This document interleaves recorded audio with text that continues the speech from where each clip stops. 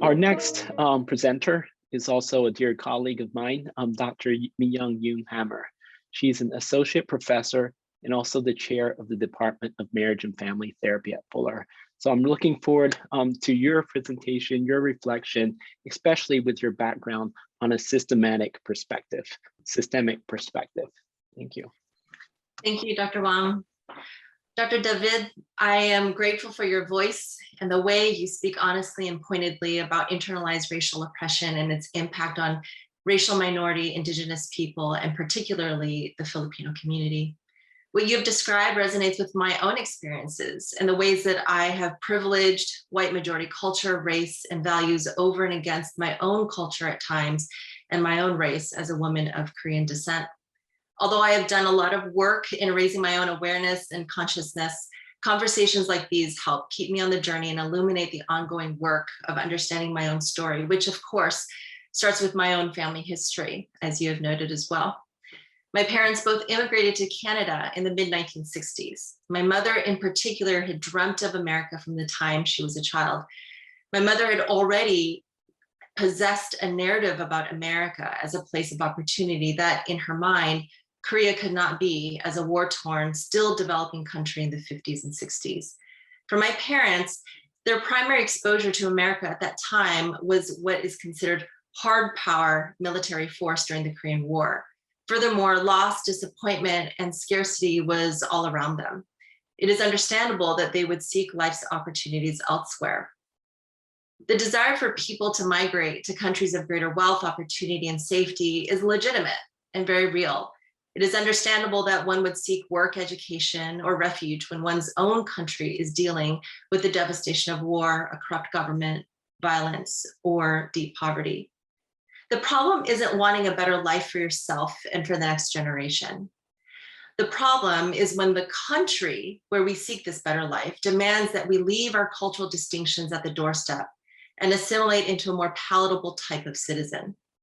The problem is when we assent to the belief that opportunity and privilege equates inherent value in identity, and therefore we diminish or altogether relinquish the value of our own cultural identities in order to belong, even if only in the margins. I've heard you say, Dr. David, that you came to America because America was there. And tonight you showed us images of Western colonization of the Philippines that impacted the political, religious, and social landscapes of your country of origin. In particular, you've talked about the soft power mechanisms defined as, quote, the intangible power a country wields through its image rather than through force. Whether the power is hard like military force or soft like standards of beauty in popular culture, the common factor is power. Power is the fulcrum on which the scales of oppression are balanced or tipped. And what makes internalized oppression so complicated is the fact that both the oppressor and the oppressed becomes enmeshed within the individual, and the boundaries between the two become blurred. The most insidious manifestation of any ism, racism, classism, heterosexism, sexism, is when the oppressed person internalizes the voice and the perspective of the oppressor, making it no longer necessary for the oppressor to be in physical proximity to the oppressed in order to subjugate them. In his book, The Pedagogy of the Oppressed, Paulo Freire called this intrapersonal dynamic the oppressed oppressor. Dr. David, you talked about the psychological effects of colonialism tonight, and I would like to discuss 3 psychosocial considerations that I believe contribute to internalized racism. First, we all have an inherent desire to belong. As a Christian, I believe that we are created by a relational triune God. And as image bearers of God, we too are relational beings. We desire to belong, to be accepted, to be known. This is healthy, it is good, it compels us to seek connection and develop compassion and empathy towards others. But it is also the potential of being unhealthy and destructive. In unhealthy ways, our longings to belong, fit in, or even survive can cause us to seek acceptance at the cost of our own identity. So for example, in the microcosm of a one-on-one relationship, this might look like codependence, where one's identity and sense of security is subsumed in another. But what we're talking about tonight is more of what happens in the macrocosm of social systems defined by ethnocentrism, xenophobia, and racism, where there's an expectation for racial minority people to deny their distinct cultural practices and identities in order to assimilate to the majority culture. Internalizing the message that muting our cultural practices, values, and identities in order to belong and fit in is part of how we begin to internalize the oppressor's voice within ourselves. The second psychosocial consideration is that we have a tendency to be discontent. In a way, discontentedness can motivate us to be aspirational, to strive to be better. This can be healthy and good as it compels us to reach toward growth and improvement. But this discontentedness can also skew our perception about having enough and being enough. The tyranny of deficiency rules the day, and we believe that as long as we pull ourselves up by our bootstraps, we will reach the top. But this myth of meritocracy desensitizes us from recognizing that for most of us, our top is the footstool of others. There's no room at the top for someone who looks like me. Nevertheless, we don't stop trying because in our Western culture of individuality and self-sufficiency, our work has become conflated with our worth, despite the fact that for most people of color, our inherent worth will never be enough. And finally, the third psychosocial dynamic that contributes to internalized racial oppression is the way that power differentials exist in all relationships. In relationships that are necessarily hierarchical, such as a parent-child one, the power differential is obvious and it is appropriate. But power differentials exist in relationships where the value of mutuality, reciprocity, and equity is shared and expected. This is because of the way we are socialized and the way the systems and structures of our society are racialized and genderized. To be clear, inherent differences exist. Women and men are different. People of Asian and Latinx descent are different. Difference is important to acknowledge, and it is not a problem in and of itself. It's the distribution of power associated with difference and the related basis for who distributes that power that gets problematic. Thus, for example, for the same position, men still make higher wages than women. People of color are still disproportionately underrepresented in leadership positions across industries. And during the COVID pandemic, working mothers, mostly of whom are single parents, suffered higher rates of unemployment than working fathers. And the thing is, for the most part, ill-intended individuals are not intentionally scheming behind the scenes to create and maintain these systems of inequity. These systems are so deeply interwoven into our social fabric that we hardly even notice them, and they operate on autopilot. My question is this: should the fact that we are Christians matter in the way we respond to this problem of internalized racial oppression? I would argue that yes, it ought to matter. And the fact that you all are here tells me that to some degree, you also believe that this problem warrants a Christian response. So going back to that first psychosocial consideration about having the inherent desire to belong, our primary belonging, I believe, is to God, but it is through our relationship with one another that we are to know more deeply the kind of belonging that is meant for us.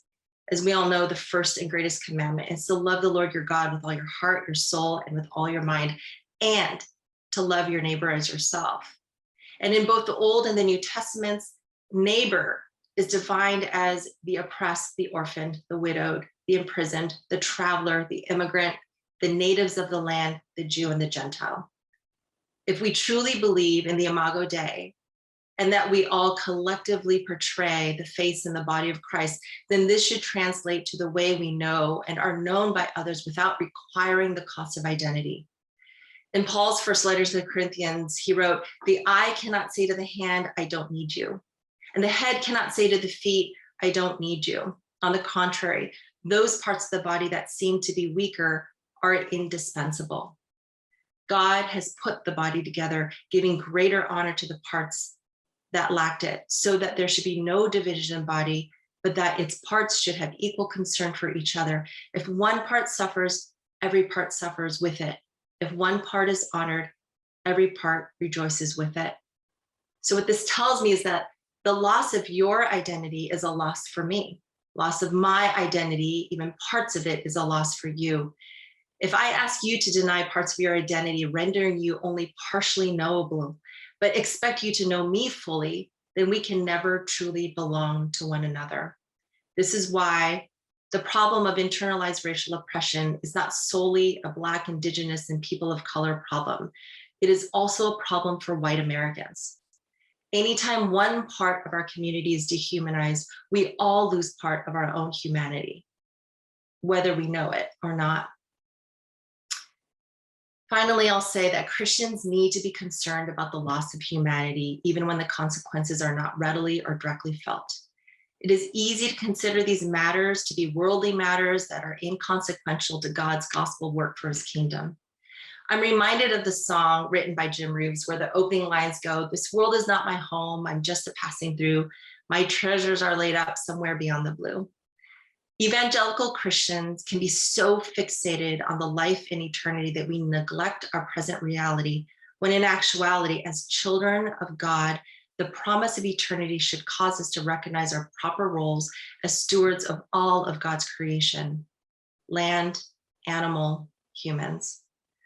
Our citizenship in heaven should cause us to recognize that our primary identity is not as citizens of one nation or another, but rather as citizens of God's creation. I would like to state what we already know. What we've been discussing tonight is a systemic issue. This won't be resolved by simply having oppressed people stop internalizing isms or oppressors stop oppressing.